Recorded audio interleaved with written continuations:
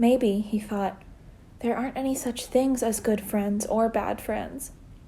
Maybe there are just friends. People who stand by you when you're hurt and who help you feel not so lonely. Maybe they're always worth being scared for, and hoping for, and living for. Maybe worth dying for too, if that's what has to be. No good friends, no bad friends. Only people you need to be with. People who build their houses in your heart.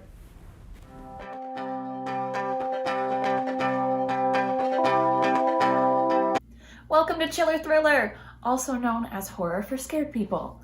My name is Riley and I love scary movies. And I also love my friends. However, many of those friends, with valid reason, don't like the idea of being scared, grossed out, or otherwise traumatized on purpose. So that's why I'm here, to bridge that gap. And my hope is that by the end of this video, you will have any and all the tools that you need to go forth and conquer this movie. So let's get into it. Chapter 1.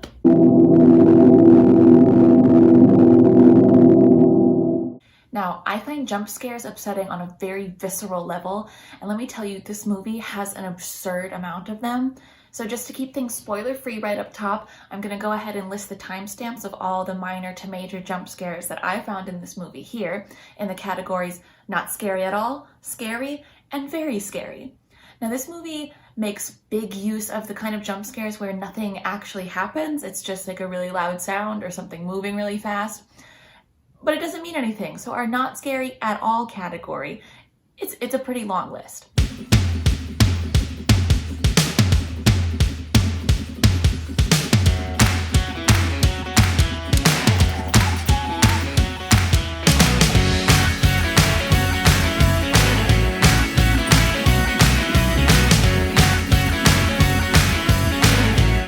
Now, if jump scares are the only thing keeping you from watching this movie, thank you so much for being here, and I sincerely hope you enjoy it Chapter 1. But if you're still scared, don't be, because I also have a list of any moments that are especially gory, bloody, scary, or otherwise upsetting that I will roll here. And if there's any kind of specific content that you're worried about being in this movie, stick around and we're going to dive deep into all of it. Or if you just want to hear more about it Chapter 1, let's get into it.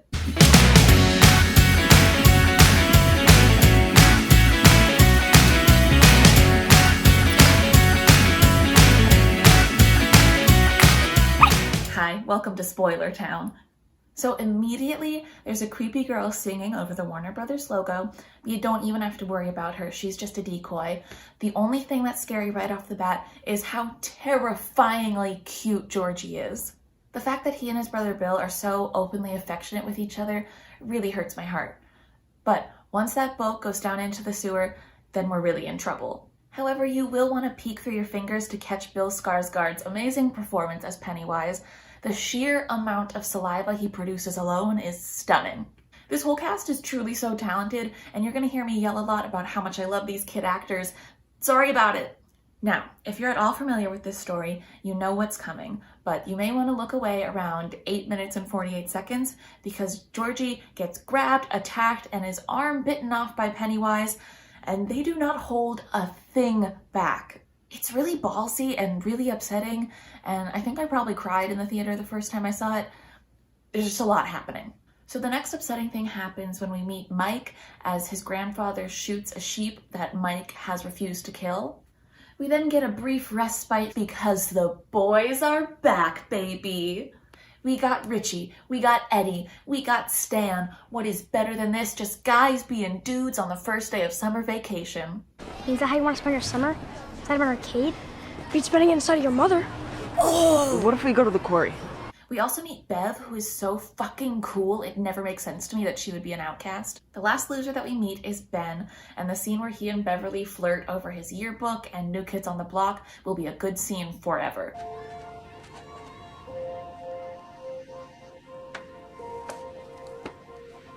Stay cool, Ben from Soch class.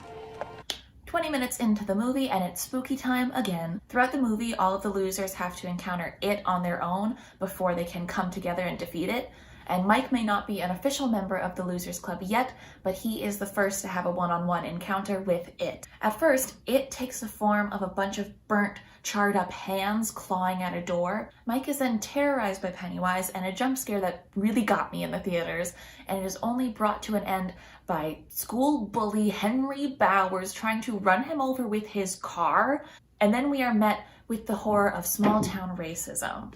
Next, it's Stan's turn, and all the shots of him alone in the synagogue are beautiful, but it is short-lived, however, because we've got a creepy painting lady. I love Stan's monster a lot because being scared of a creepy painting is something that really reminds me of what you are scared of when you were a kid.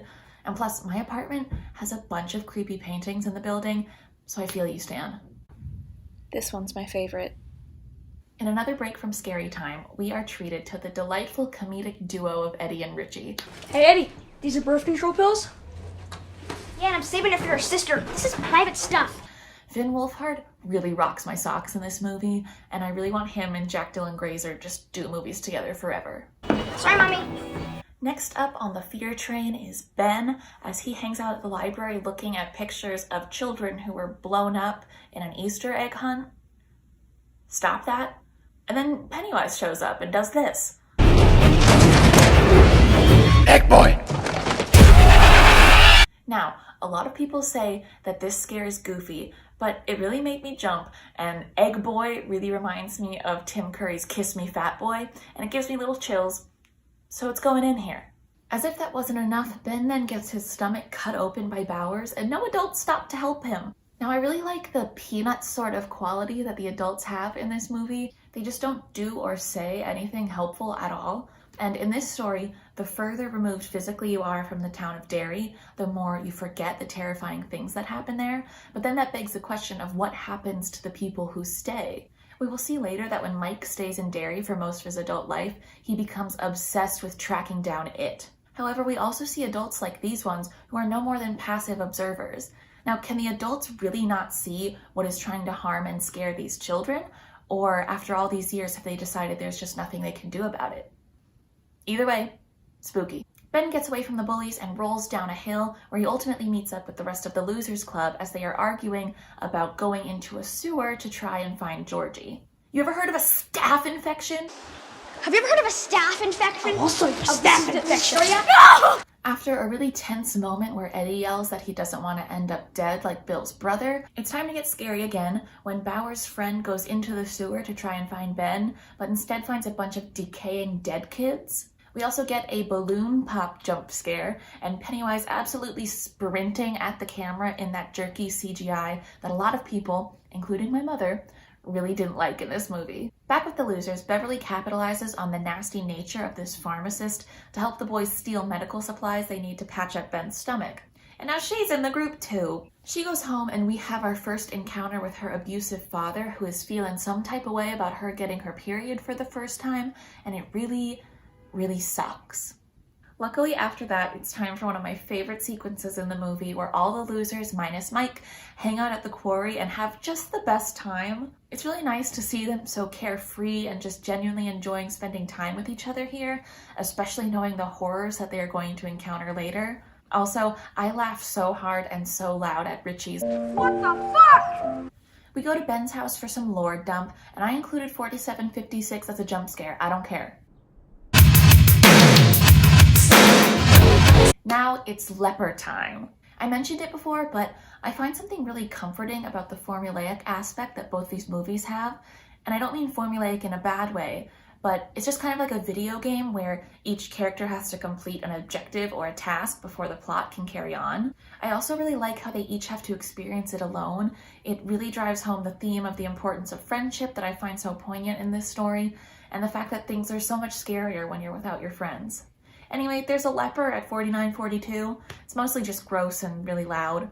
This scene has everything. Jack Dylan Grazer is just such a good actor, and he's so convincing at playing terrified. Plus, we get the shot of Pennywise that I love that was also in all the trailers. Next is Bev's turn. There's a jump scare, or should I say jump hair, at 5332. There's also just so much blood, so if that sets you off, I would look away for this part. But Sophia Lillis acts the shit out of this scene, so try to sneak a few peeks. Bill's monster is very sad, as he sees a vision of his dead brother running around the house being all creepy. In the basement, Pennywise wears Georgie on his hand like a puppet, and his face is all melty and gross, and he is just screaming. Plus, we get that jerky running Pennywise thing again, which is just ew. Next is a very heartwarming friendship scene that I would like to cry about later. They're all cleaning Beverly's bathroom together, so there's a lot of blood again. Just close your eyes, enjoy the sick tunes, and imagine how cute they're being. Can you believe it is an hour into this movie before they are friends with Mike? It makes me kind of sad how he gets the short end of the stick in these movies, and they take away some things from him that were his in the book and the miniseries. So it's an interesting choice, but I digress. At 1:05:30, there's some upsetting imagery as Bowers and his friends harass Mike, and it gets grosser when Pennywise shows up and starts waving a severed arm around that maybe belongs to Georgie? ? However, the tension is pretty quickly cut because it is time for a rock war! The Losers Club swoops in to save Mike and just beats the ever-loving shit out of Bowers by chucking rocks at his head. I would love to see the take of this movie where they accidentally kill Bowers because they are smashing his head in with rocks and they have to deal with the repercussions of that. Where's that cut? You mullet-wearing asshole! Finally, the Losers Club is fully formed and it is time for more info dump. This scene reminds me to go look up the video It trailer but I scream every word. It's so funny. But this is where Mike talks about the burnt hands he saw and also reveals that his parents were killed in a fire that was set by a racist cult. The attention then turns to Richie because he is the only one who has not had an encounter with it yet. Throughout the movie, he has been consistently the only one to adamantly refuse that it is a thing. And when they ask him about what his biggest fear is, he says, clowns. Bad news for Richie. It's interesting that its default form is Pennywise, which is Richie's biggest fear, and he's the only one left who does not believe in it. Now we have the projector scene, also known as the scene that made me shit myself in the theater. I kid you not, I broke out into a cold sweat. People like to be cool or tough or something and say that this movie isn't scary, but this scene gave me a physiological reaction, okay? While the losers are using the projector, Pennywise starts to appear in the slides, and then the projector takes on a life of its own, and this happens.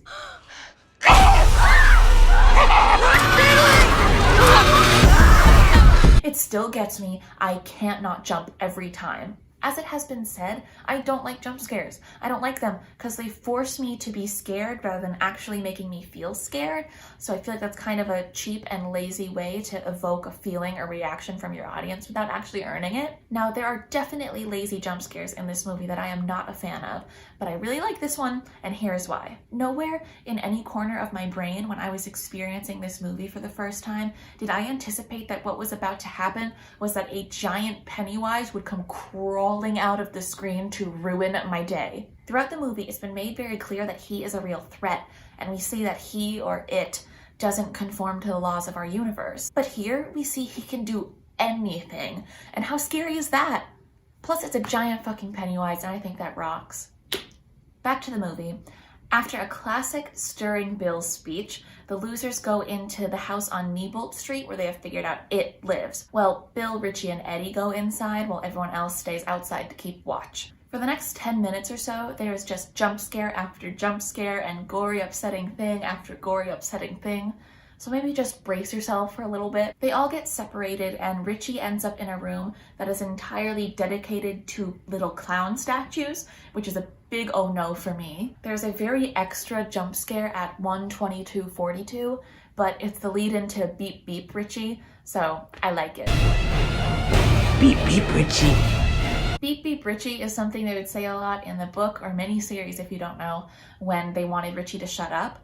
But in this adaptation, Richie is more funny than he is annoying, so it doesn't get used very often, which I think is a shame. There's also a pretty gross Eddie head that vomits up some kind of acidic black goo, so you may not like that. Eddie also has a broken arm that's really upsetting to look at, although don't look too close at it because it kind of looks like he's wearing like a football shoulder pad kind of thing. I don't really know what's going on there. There's not too much time to worry about it because now we have Pennywise crawling out of a fridge to absolutely torment Eddie. Bill Skarsgård is so weird and so gross, and I would like to personally thank him one day.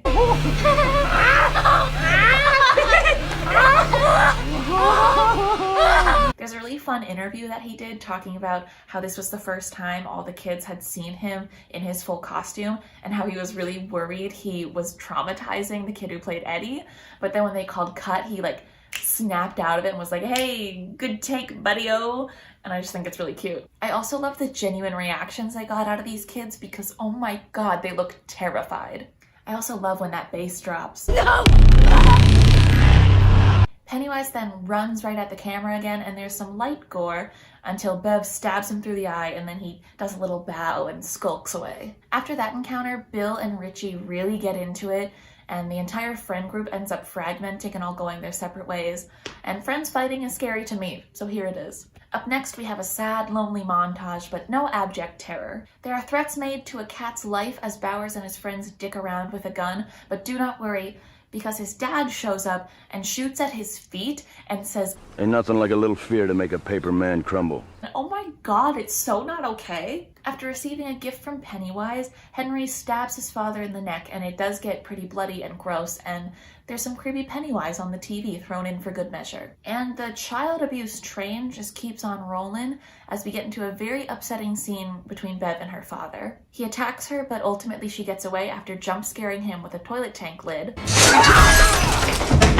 After knocking her dad unconscious, Pennywise fucking yoinks her in a really intense jump scare, but it was also in every trailer, I think, so you may have already seen it. I will say I don't love that they made Bev a damsel in distress, especially because that's not something that happens in the books, but I suppose it works as a device to get all the boys back together again.